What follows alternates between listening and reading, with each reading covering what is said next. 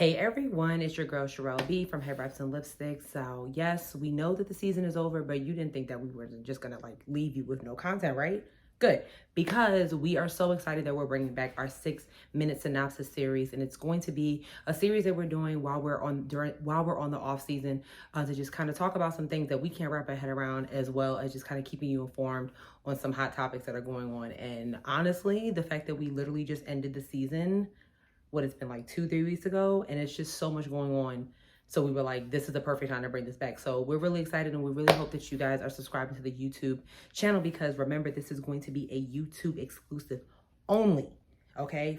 Funk flex bombs, like pew pew pew, like period. All right, so let's get right into it. So what can I wrap my head around? I cannot wrap my head around these trials that are going on right now. You have Kyle Rittenhouse, and then you have the killers of Ahmaud Arbery, their trial. Kyle Rittenhouse, I mean, his trial is almost like a done deal, right? If you guys have not been paying attention, the judge should honestly be disbarred. He is literally doing everything in his power to get this kid off. Kyle Rittenhouse is the young man who literally went to Kenosha, Wisconsin in order to, I guess, do a citizen's arrest during the George Floyd protest, and literally killed 2 innocent people. He put on such a show during his trial, he was crying and talking about he was having a panic attack because he literally felt like he was fighting for his life while he murdered 2 innocent people, 2 unarmed innocent people. And I mean, honestly, are we really shocked here? Like, there really should be no shocker. But it's just disappointing, like the fact that this is really still a thing, that this is really happening before our very eyes. The judge has his phone ringing. Who is this guy? I can't wrap my head around it. I also can't wrap my head around what's going on in the trial of the murders of Ahmaud Arbery. Of course, a lot of prolific pastors and dignitaries were in the courtroom in support of Ahmaud Arbery's family, just like Reverend Al Sharpton, he was in there. And the prosecutor, the defense attorneys for these murderers were really saying, we don't want any more black pastors in the room because it's intimidating the jury.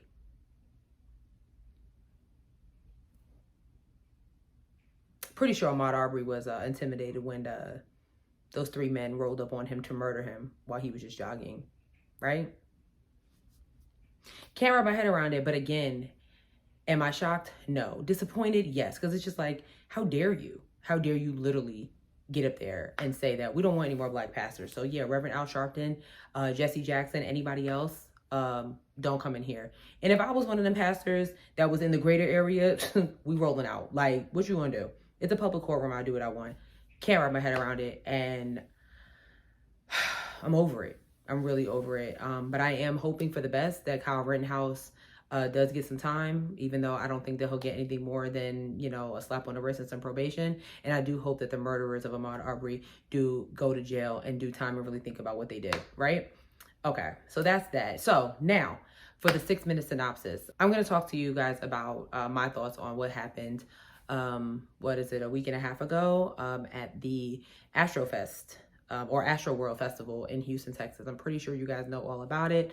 I mean, we did get a lot of people hopping in the DMs like, hey, are you guys going to talk about it? Because it really was really tragic what happened to those now 10 people who have lost their lives at this festival.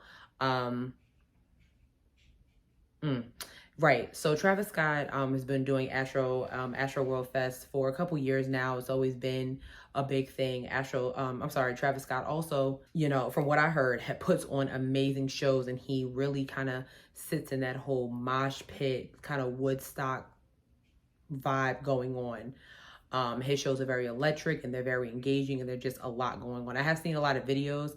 My sister has been to a Travis Scott concert. She said he puts on a great show. However, notice the difference in the word concert and festival. So a concert is when you actually have a ticket and you have a seat. It will say row 6B or 6CA, whatever, whatever it is. Versus a festival is just general admission, or, VIP, whatever. And it's just literally just hundreds of people just standing around.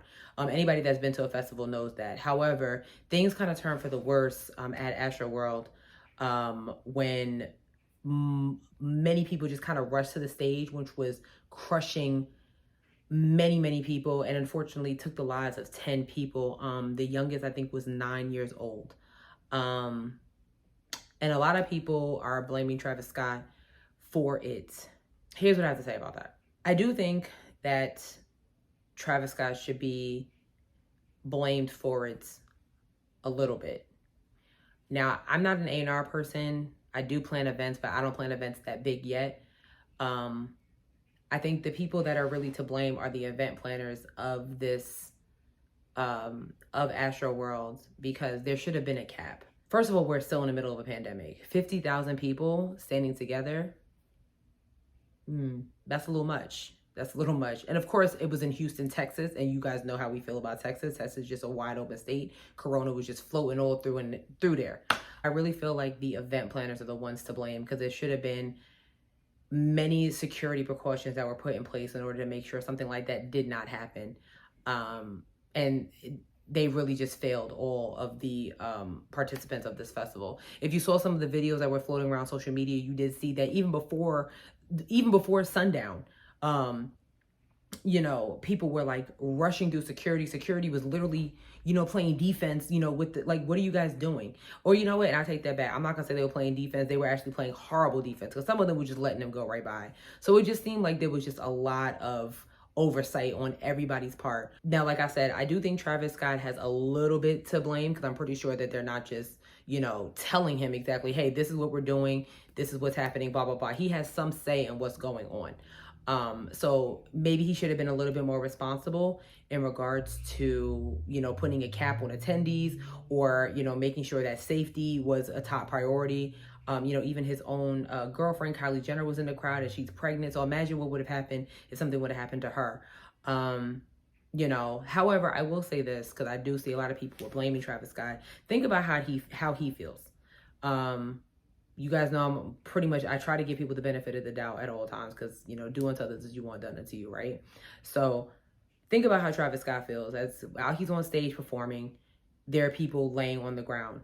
And I know a lot of people were saying, hey, he could have stopped the show.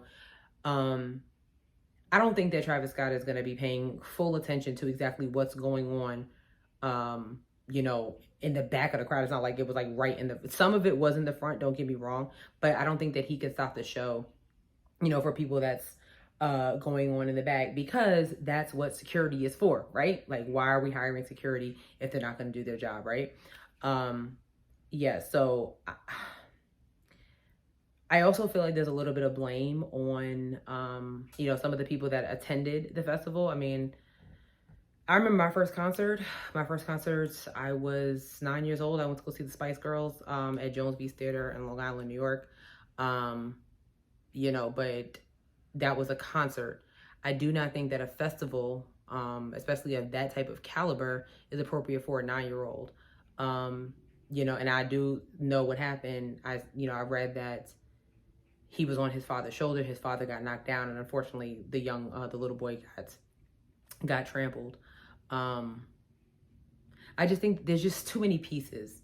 So if we're going to play the blame game, I think that we need to play the blame game for everybody that was involved in this festival, from Travis Scott to Live Nation to it going down, even to the participants.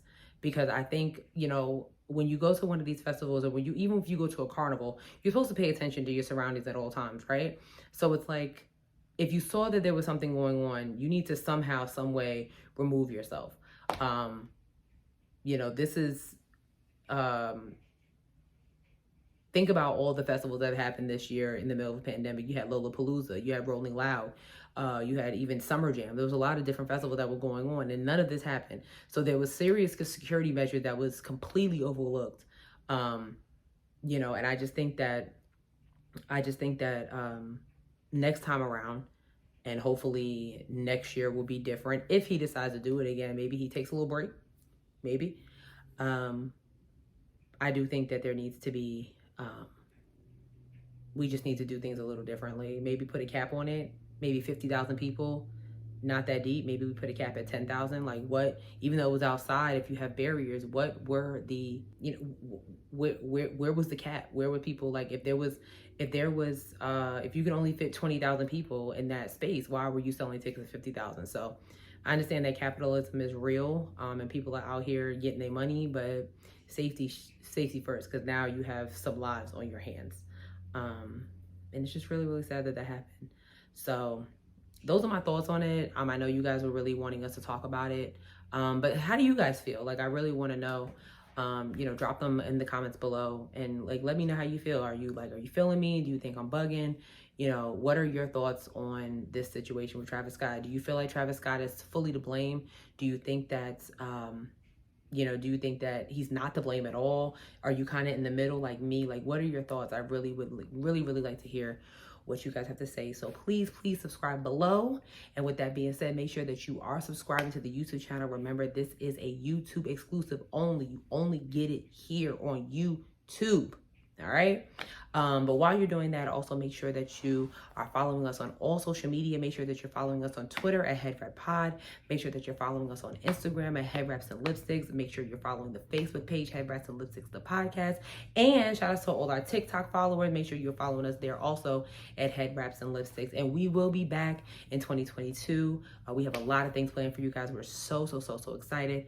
But in the meantime, if you're new to HeadWraps and Lipsticks, make sure you're listening to all past 5 seasons. We are on Apple Podcasts, Spotify, Stitcher, Google Play, SoundCloud. I'm missing one. Sierra does this all the time. Dang, I'm missing one. But anyway, we're everywhere. You cannot miss us. Google us. We're out here, okay? That's really it. I really do hope that you enjoyed this segment, this 6-minute synopsis. And again, I really want to hear what you guys have to say. We really love when our listeners and our fans engage with us. So, yeah. In the meantime, with that being said, I will see you guys soon. Bye.